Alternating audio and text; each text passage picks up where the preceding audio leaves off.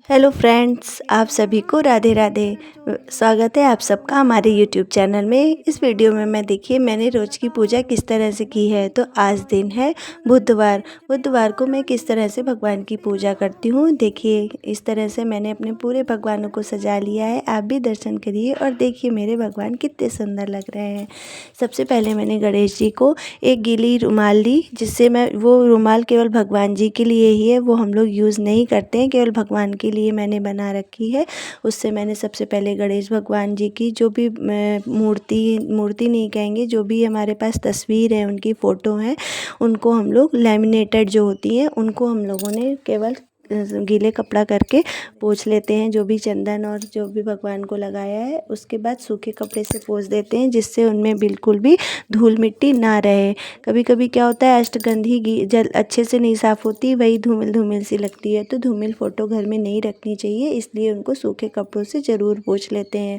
फिर उसके बाद मैंने सबसे पहले दिया जलाया। दिया कहते हैं पूरी हमारी पूजा का साक्ष्य होता है, तो इसलिए सबसे पहले दिया ज़रूर जलाना चाहिए, तभी पूजा को संपन्न माना जाता है। और मैंने सारी कटोरी में भगवान जी का प्रसाद भी रख लिया है कि बार बार हमको कोई चीज़ भूलना नहीं पड़ेगा और केवल ध्यान पूजा में ही रहेगा। फिर मेरे पास नर्मदेश्वर जी हैं, मैंने उनका स्नान कराया।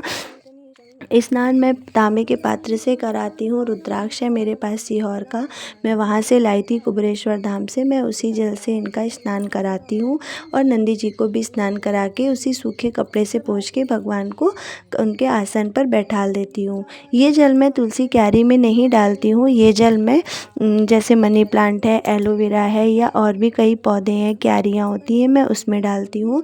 और जो ये वह कहते हैं जो शंकर जी का जल स्नान कराया होता है वो तुलसी जी में नहीं डालना चाहिए, इससे पितृदोष होता है। ऐसा मैंने सीहोर वाले प्रदीप मिश्रा जी से सुना था।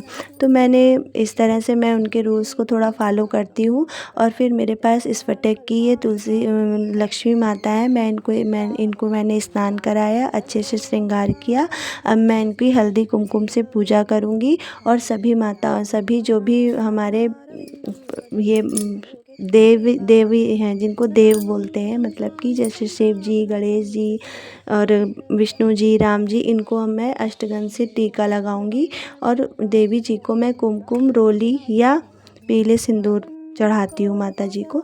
तो मैं देखिए अष्टगंध से सभी भगवान को लगा रही हूँ। शुरुआत सबसे पहले गणेश जी से करते हैं, उसके बाद धीरे धीरे सभी भगवानों को अर्पित कर देते हैं। तो मैंने देखिए सारे भगवानों को टीका लगा दिया है, जिसमें कि गणेश जी को अब मैं दूर्वा चढ़ाऊँगी। और इसमें जो विष्णु भगवान है ना, इनको मैंने टीका लगाते से ही तुलसी दल अर्पित कर दिया है, क्योंकि वो जो गीला होता है ना चंदन, उसमें तुलसी जी बहुत अच्छे से चिपक जाती हैं। ऐसे चढ़ाते हैं तो उनके मस्तक से गिर जाती है, तो इसलिए थोड़ा जो गीला होता है चंदन उसी तुरंत साथ साथ लगा देती हूँ, तो अच्छे से भगवान को तुलसी जी लगी रहती हैं मस्तक पर।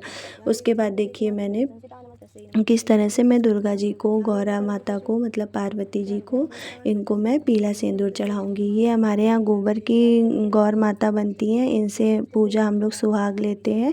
और शादी के बाद सबसे ज़्यादा अगर कोई महत्वपूर्ण चीज़ होती है शादीशुदा औरत के लिए, तो ये गौर होती हैं। इन्हीं से सारी पूजा, कितनी भी पूजा कर लो, इनसे सुहाग लेने पर ही पूरी पूजा संपन्न होती है।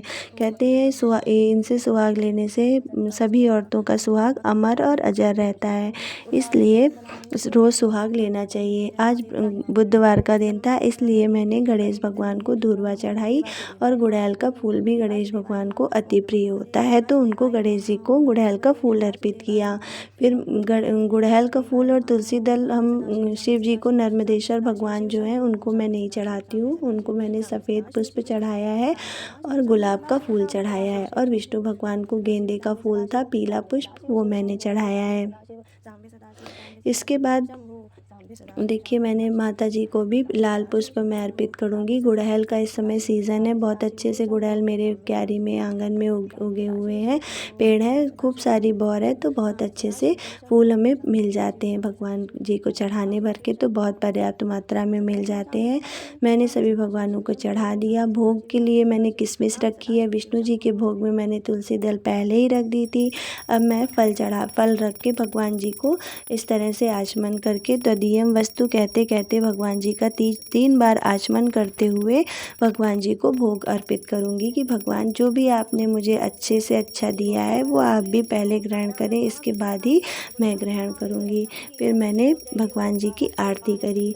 आरती करने के बाद मैंने सभी भगवानों को इस तरह से आरती दूंगी और एक पुष्प हाथ में लेकर ही करना चाहिए आरती, और वो उसको भगवान को आरती के पास जैसे मैंने रखा है ऐसे ही रख देना चाहिए। और इस तरह से आरती मैंने खुद ली, अपने बच्चों को दी।